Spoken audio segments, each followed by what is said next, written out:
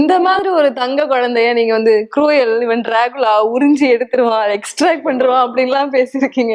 It's nice to see you guys working with that chemistry. எனக்கு அந்த இடத்துல புதிய பேரு கிடைச்சது, தங்க குழந்தை. குழந்தை. ஆமா, இது மலையாளத்துல வந்து தமிழ்ல சொல்லுவோம்ல, டைட்டில்ஸ் யூசுவலி அந்த இல்ல தெலுங்குல இருக்குல்ல அந்த ரெபல் ஸ்டார்லாம் சொல்லி தங்க குழந்தை. நாங்க தமிழ்ல தங்க புள்ள அப்படின்லாம் சொல்லுவோம்ல, கன்னியாகுமரி சைட்ல தங்க புள்ள எல்லாம் சொல்லுவாங்க. சோ தங்க குழந்தை is your name. As a director உங்களுக்கு வந்து அந்த கதைய உங்களுடைய விஷன் மாறாம சொல்ல வேண்டிய ஒரு கன்விக்ஷன் இருக்கும். அட் த சேம் டைம் அதே விஷன் அதே கன்விக்ஷனோட ஆடியன்ஸ் அதை அக்செப்ட் பண்ணிக்கிறாங்களா அப்படின்னு தெரியாது. ஸோ ஆடியன்ஸ்க்கு அவங்களுக்கு பிடிச்ச மாதிரி கொடுக்கணும். So that vision and conviction with maybe ஒரு entertainment factor or the way how audience want it, அந்த ரெண்டுத்துக்குமான பேலன்ஸ் இருக்குல்ல, அது எப்படி திங்க் பண்ணுவீங்க? ஒவ்வொரு டைரக்டரை பொறுத்த வரைக்கும் உங்களுக்கு வந்து உங்க உள்ள இருக்கிற ஆடியன்ஸை சாட்டிஸ்ஃபை பண்ற மாதிரி மட்டும்தான் படம் எடுக்க முடியும். ஒரு 1000 பேருக்கு 1000 டேஸ்ட் இருக்கும். அதை எல்லாத்தையுமே நினைச்சு அதை எல்லாத்துக்கும் ஃபேக்டர் பண்ற மாதிரி ஒரு படம் கன்சீவ் பண்ண உங்களால முடியாது.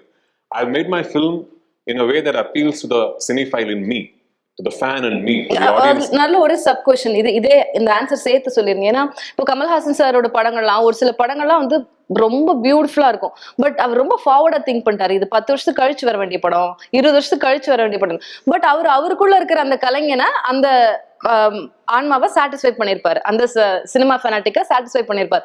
பட் மக்கள் கிட்ட அது ஒர்க் அவுட் ஆகாம போயிருக்கும் இல்லையா? ஆனா அந்த மாதிரி கேக்குறேன், நீங்க அந்த பேலன்ஸ் எப்படி கொண்டு வருவீங்க? கமல் சார் பண்ண நிறைய படங்கள் சூப்பர் டூப்பர் ஹிட் ஆயிருக்குல்ல.